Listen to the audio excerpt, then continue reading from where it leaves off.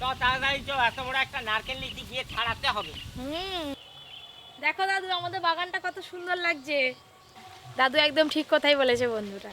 আমাদের বাগানটা কেমন লেগেছে অবশ্যই জানাবেন কমেন্ট করে। নমস্কার বন্ধুরা, পপি কিচেন উইথ ভিলেজ ফুডে আপনাদের সবাইকে স্বাগত জানিয়ে আজকে আবারও একটা নতুন রান্নার ভিডিও শুরু করছি। আজকে আমাদের পপি কিচেনের রান্নাঘর একদম জমজমাটি। বাড়িতে একটা ছোটোখাটো অনুষ্ঠান আছে, সেই উপলক্ষে আজকে রান্নাবান্নার আয়োজন করা হয়েছে। এই হাতে নিয়ে চলে এসেছি ইলিশ মাছ। ইলিশ মাছ মানেই কিন্তু সর্ষে ইলিশ, তাই আজকে সর্ষে ইলিশ রান্না করব। আর এই হাতে দেখুন থালা ভর্তি বড় বড় সাইজের চিংড়ি মাছ। এই চিংড়ি মাছের মালাইকারি করব। আর এই যে শুক্তোর জন্য সবজি নিয়ে চলে এসেছি। আজকে শুক্তোও হবে। দাদু চলো, আজকে আমার জন্য নারকেল আছে, নারকেল দিয়ে কি পায়েস হবে? মালাইকারি চিংড়ি মাছের। আপনারা পুরো ভিডিওটা কিন্তু অবশ্যই দেখবেন, একটু পরে রান্নাঘর ভর্তি হয়ে যাবে। হ্যালো, হ্যাঁ আজকে খুব খাবো ভালো, কারণ নারকেল আছে আরো অনেক। এই হচ্ছে ইলিশ মাছ, এই যে চিংড়ি মাছ। এই বড় বড় সাইজের চিংড়ি মাছের মালাইকারি খেতেও ভালো লাগবে। গলদা চিংড়ি তো বাজারে পাওয়া গেল না, তাই এই যে এই চিংড়ি মাছই নিয়ে আসা হয়েছে। আরে এই চিংড়ির তো গেলে অনেকগুলো মাথা পাওয়া যাবে, খেতে ভালো লাগবে। হ্যাঁ আর সে ঠিকই বড় বলেছ। হলে তো একটা দিয়ে দিবি, আর ভালো না, এই চিংড়িই ভালো। তা আপনারা বেশি করে দিয়ে দিবেন। দাদুর কত বুদ্ধি, বুঝতে পারছেন? এই দেখুন এখানেও আছে একদম জোড়া জোড়া ইলিশ, এই দেখেছেন? আমি তো ভাবছিলাম ইলিশ মাছ এখন আর পাওয়াই যাবে না, কিন্তু এই যে এখন আমাদের এখানকার রূপনারায়ণ নদীর ইলিশ এখনো পাওয়া যাচ্ছে। সারা বছরই একটা দুটো করে পাওয়াই যায়। কি হলো, তুমি খাবে মা? এটা নেবে কি দেখছো পিঠেটার উপরে দাঁড়িয়ে আছে কিরকম। আবার গাড়ি আসবে। আর এই যে চিংড়ি মাছ। কোন দিকে যাবি? কোন দিক? ওই দিক? কোন দিকে যাবি? বলো না তোর পায়ের গয়না কই? কই? আর তোর পার গয়না কই? পায়ের গয়না কই? কই গয়না? নেই নেই নেই নেই নেই নেই নেই আই নেই। নেই।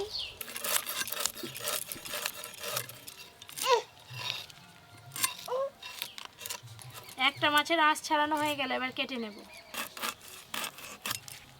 মাছগুলো কিরকম টাটকা দেখেছেন? এই দেখুন।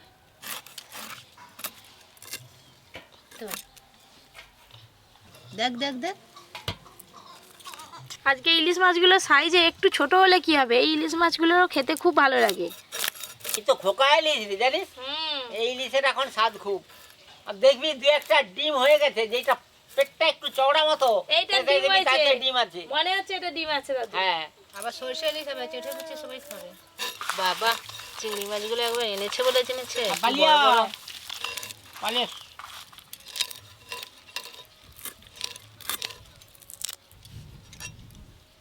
ও পরি দেখো কোথা দোলদোল করতেছে, দেখো বসে বসে। পা না যাচ্ছে দেখো না। এইটার পেটে ডিম হয়ে গেছে দাদু।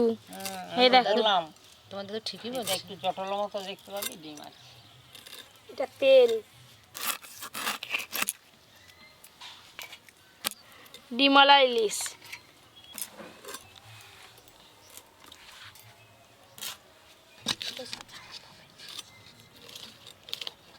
আরে আজকে যে এত কিছু আয়োজন, হ্যাঁ কিসের জন্যে? আজ একটা স্বাদের অনুষ্ঠান আছে দাদু। ও আচ্ছা। 9 রকমের রান্না বান্না হবে, 3 রকম তো পপি কিচেনের রান্নাঘরে হবে, বাদ বাকি সব বাড়িতে। আমার দাদু এতক্ষণ জানছিল না। না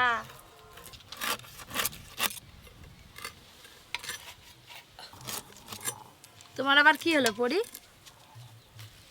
ইলিশ মাছ যত বড়ই হোক আর যত ছোটই হোক, লেজের দিকটা কিন্তু এরকম কোনা করে কেটে বাদ দিয়ে দিতে হবে। এই যে আর একটা ইলিশ মাছ বাকি আছে বাছতে।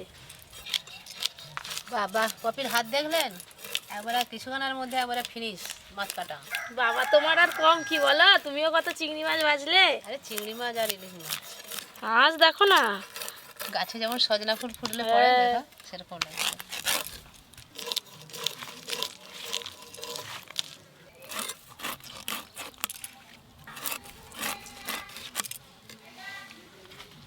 আজকে মাত্র 2টো মাছের ডিম হয়নি, বাদ বাকি সব মাছগুলোর ডিম হয়ে গেছে, কিন্তু বাইরে থেকে দেখলে এক চমকায় বোঝা যাবে না। এই মাছের মাথাগুলো আজকে আর রান্না করব না, কালকে এই মাছের মাথা দিয়ে যে কোনো শাকের একটা ঘন্ট রান্না করব। আর এদিকে এই যে কাকিমা সব চিংড়ি মাছগুলো সুন্দর করে বেছে দিয়েছে।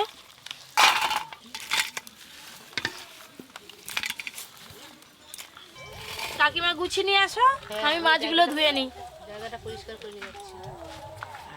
একটু আগেই আপনাদের বলছিলাম যে একটু পরে রান্নাঘর একদম ভর্তি হয়ে যাবে, তো সবাই চলে এসছে। আমাদের আজকে তাড়াতাড়ি রান্না করতে হবে, তাই গ্যাস নিয়েছি। ওদিকে ননদও এসে পড়েছে। এই যে সাদা সর্ষে কালো সর্ষে একসঙ্গে বেটে নিচ্ছি। সর্ষে ইলিশ করতে গেলে কিন্তু সাদা সর্ষে আর কালো সর্ষে দু রকম সর্ষে দিয়েই সর্ষে ইলিশ করতে হবে, তা না হলে ভালো ঝাঁঝটা পাওয়া যাবে না। ওই তো খেতে ভালো লাগে। আলু কাটা হয়ে গেছে, এবার কাঁচকলা কাটবো। এদিকে কড়ার তেল খুব ভালো করে গরম হয়ে গেছে। প্রথমে চিংড়ি মাছগুলো ভেজে নেব। ধুয়ে রাখা চিংড়ি মাছ, হলুদ গুঁড়ো, লবণ,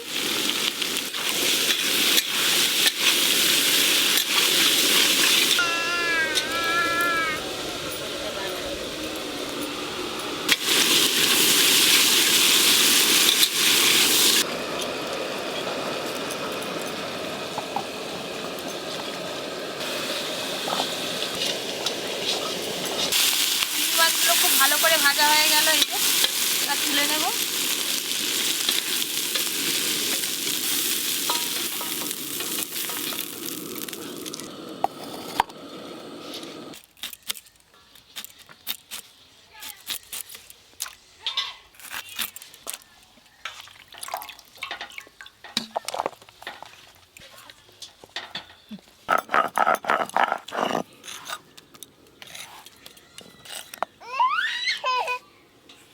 আয় পালিয়ে পালিয়ে পালিয়ে। আজকে শুক্তো রান্নাতে কুমড়ো বড়ি দেওয়া হবে, খুব ভালো লাগবে খেতে, তাই বড়িগুলো আগে ভেজে নেব। এই যে মালাইকারির জন্য পোস্ত, চালমগজ আর কাজু বেটে নেব।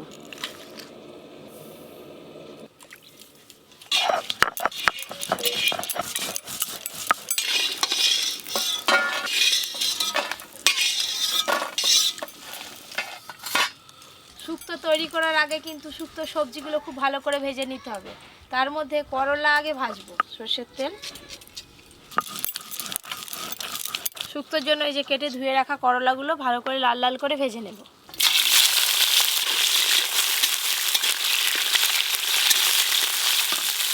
দাদু তুমি তো বসে আছো, নারকেলটা ফাটিয়ে দাও না। বলে তো বসে আছি। হ্যাঁ, তা ফাটাও। আয় এক পাশ দিয়ে হয়ে গেল, যা। হ্যাঁ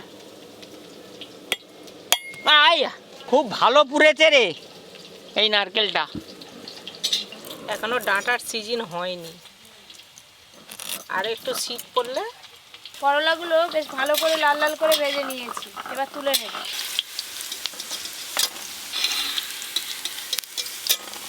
এখন শুক্তো কিন্তু সব কাজ বাড়িতেই হয়, তাই না? এই যে এইখানে আলু, কাঁচকলা, রাঙালু আছে, এই সবজিগুলোও ভালো করে ভেজে নেব।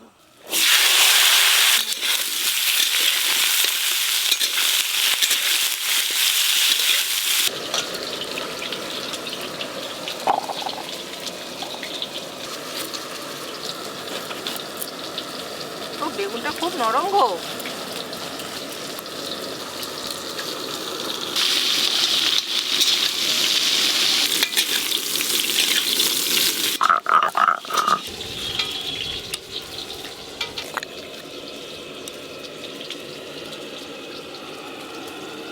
ওই সবজির ওপরে আর যে বাকি সবজিগুলো আছে দিয়ে একসঙ্গে ভালো করে ভেজে নেব।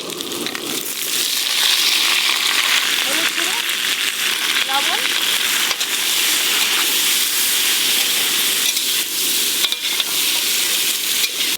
এবার বাটবো আদা। মালাইকারির জন্য তো নারকেলের দুধ দিতেই হবে, তবেই ভালো লাগে। এবার নারকেলটা কুড়িয়ে নেব।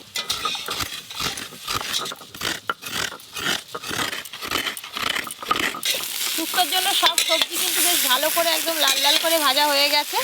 এবার ঢেলে নেব সবজি।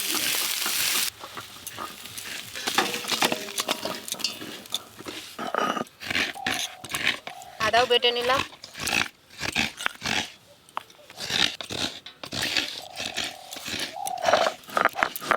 এবার শুক্তোর জন্য মশলা কষে নেব। সর্ষের তেল দেব,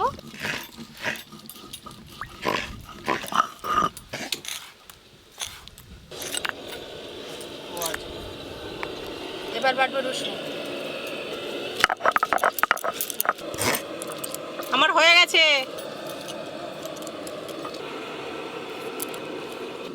শুক্তো রান্নার জন্য তেজপাতা, শুকনো লঙ্কা আর 5 ফোড়ন ফোড়নে দেব। একটু হলুদ গুঁড়ো দেব, আদা বাটা,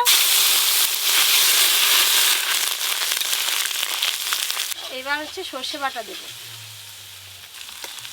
চালমগজ, পোস্ত, কাজু বাদাম বাটা, লবণ,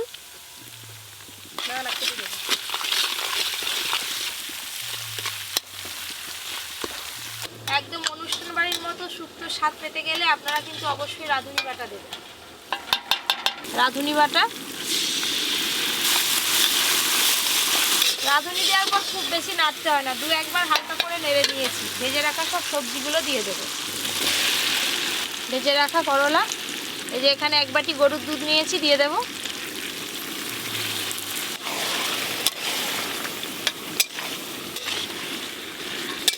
এই দেখুন বন্ধুরা, মশলার সঙ্গে সবজি খুব ভালো করে মেশানো হয়ে গেছে। এখনই দেখুন রংটা কীরকম হয়েছে। এবার জল দিয়ে দেবো।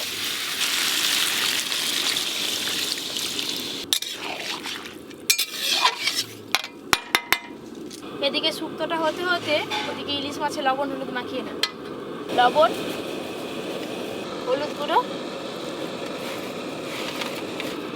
লবণ হলুদ ভালো করে মাখানো হয়ে গেল।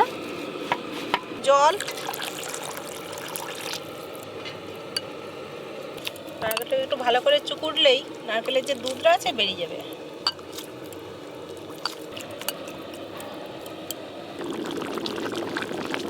শুক্তো সব সবজি প্রায় সেদ্ধ তো হয়েই এসছে। এবার আমি ভেজে রাখা বড়িগুলো দিয়ে দেব।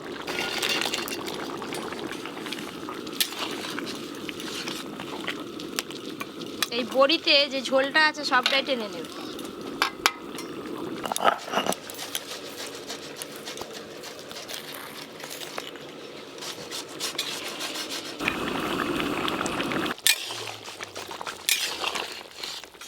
এই দেখুন সব সবজি কিন্তু গোটা গোটা আছে, একটাও কিন্তু ভেঙে যায়নি।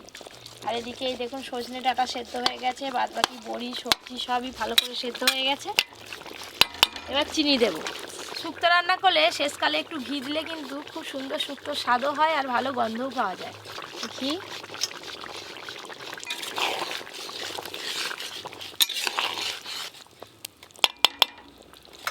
শুক্তো রান্না হয়ে গেল, এবার ঢেলে নেব।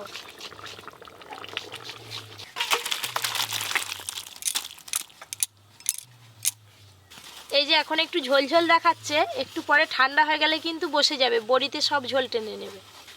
এবার চিংড়ি মাছের মালাইকারিটা করবো। কোড়াতে সর্ষের তেল একটু বেশি করে দেব, ফোড়নে গোটা গরম মশলা দেব। এবার পেঁয়াজ বাটা দেব,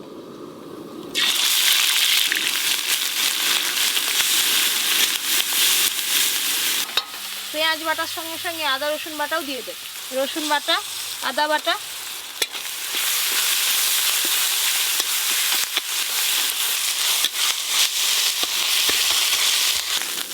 নিচে যাতে লেগে না যায় অল্প একটু জল দেব।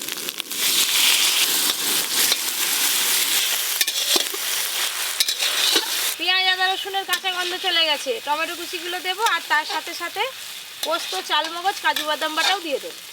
টমেটো কুচি, বল,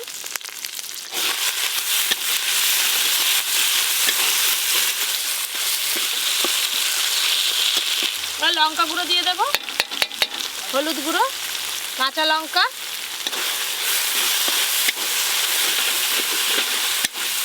পোস্ত, কাজু বাদাম আর চালমগজ বাটা দিয়ে আর একটু ভালো করে কষে নেব।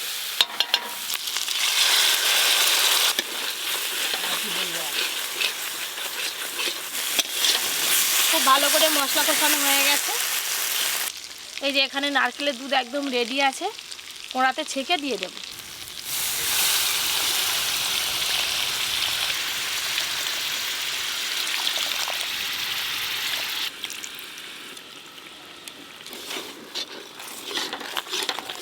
অনেকেই আছে মালাইকারিতে ফ্রেশ ক্রিম দেয়, বাটার দেয়। আজকে আমি ফ্রেশ ক্রিম বাটার ছাড়াই করছি, সাথেও ভালো লাগবে। এই যে নারকেলের দুধটাই আসে বলো। এবার ভেজে রাখা চিংড়ি মাছগুলো দিয়ে দেব।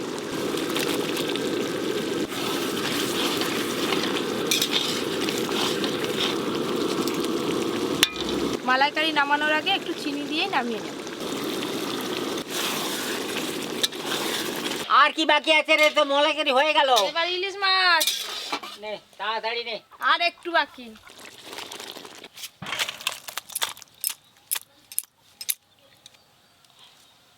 এবার সর্ষে ইলিশ করব। ইলিশ মাছ রান্নার জন্য কিন্তু সবসময় কালো জিরেই ফোড়ন দিতে হয়, কালো জিরে দিয়ে দেব। ফোড়ন হয়ে গেছে, সর্ষে বাটা জল দিয়ে ভালো করে গুলিয়ে নিয়েছি, ছেঁকে কড়াতে দিয়ে দেব।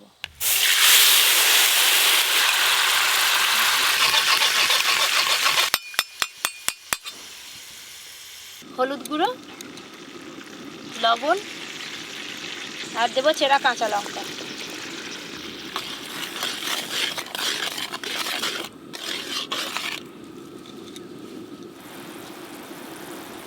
সর্ষে বাটা দিয়ে মশলা কিন্তু কষতে হয় না খুব বেশি, একটু ভালো করে ফুটে গেছে, আর একটু জল দেব।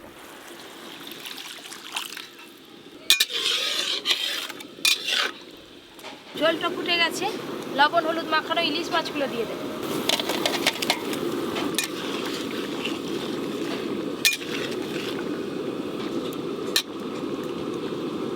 মিনিট দুয়েকের মতো চাপা দিয়ে দিলেই হয়ে যাবে। এদিকে তো মালাইকারি আর শুক্তো আগে থেকেই রেডি হয়ে আছে।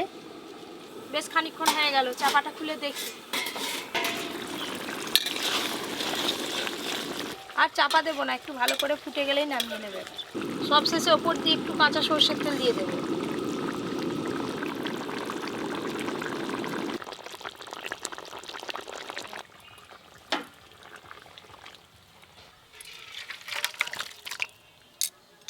এই যে সর্ষে ইলিশ, তার সঙ্গে চিংড়ি মাছের মালাইকারি, আর আছে এই যে শুক্তো।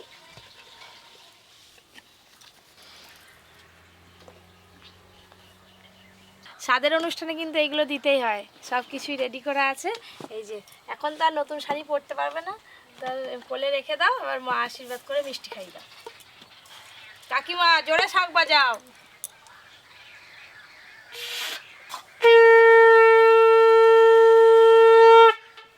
তোমার বাপ বাড়ি পর্যন্ত শোনা যাচ্ছে। গরম কম করে দাও, কম গরম আছে। গরম প্রচুর। কম কম দাও, কম কম দাও। বড় করে হাঁ করো। না না, বড় করে ছোট করে হাঁ করতে হয়। আর চামচ ভর্তি না হলে পড়ে যাবে। আর কিছু খাবার কি? দাও ভাত ধরে দাও। এই যে স্পেশাল থালি, তারাও সুন্দর করে সাজিয়ে সাজিয়ে দিই। জায়গা কুলাচ্ছে নিজে। সব কিছু সাজিয়ে গুছিয়ে দিয়েছি, এবার তুমি তোমার মতো ধীরে ধীরে সব কিছুই খাও, কোনো অসুবিধা নেই। সবকিছু একটু একটু খাই হ্যাঁ, আর আজকে কোনো তাড়াহুড়ো নেই, তুমি আধ ঘন্টা ধরেও খেতে পারো।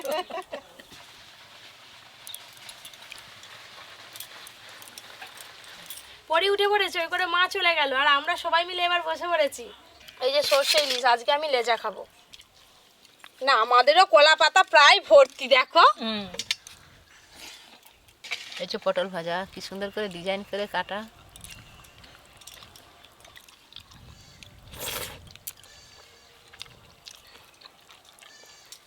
আগে শুক্তো দিয়ে খাই, তারপরে বাদ বাকি সব কিছু। আজকে রান্না কেমন হয়েছে আমি বলবো না, দীপানিতা বলবে।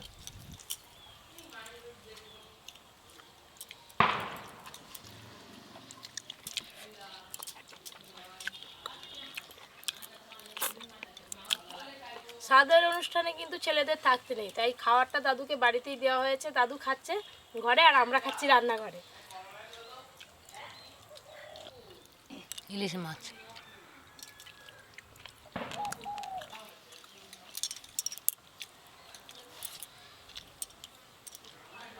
ইলিশ মাছটা কেমন স্বাদ?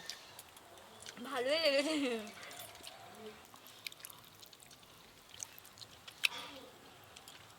একদম বর্ষাকালের ইলিশ যেমন স্বাদ লাগে ঠিক সেরকমই লাগছে, কিন্তু বোঝা যায়নি। তো বন্ধুরা, আজকে আমাদের জমজমাটি এই রান্নার ভিডিওটা আপনাদের কেমন লাগলো অবশ্যই জানাবেন, আর রান্নাগুলো কেমন লাগলো সেটাও কিন্তু জানাতে ভুলবেন না। এরকম আরও অনেক নতুন নতুন রান্নার ভিডিও পেতে Popy kitchen with village food চ্যানেলটি সাবস্ক্রাইব করে পাশের ঘন্টিটা ক্লিক করবেন। আপনারা সবাই খুব ভালো থাকবেন, সুস্থ থাকবেন, সাবধানে থাকবেন। রান্না দেখলে কিছুটা বোঝে রান্নার স্বাদ কেমন হবে। এবার তুমি বলো মালাইকারিটা কেমন হয়েছে? হেভি হয়েছে, দেখলে বোঝা যায়। কি বললাম, কালার দেখলে একটা বোঝা যায় যে রান্নাটা কেমন হবে।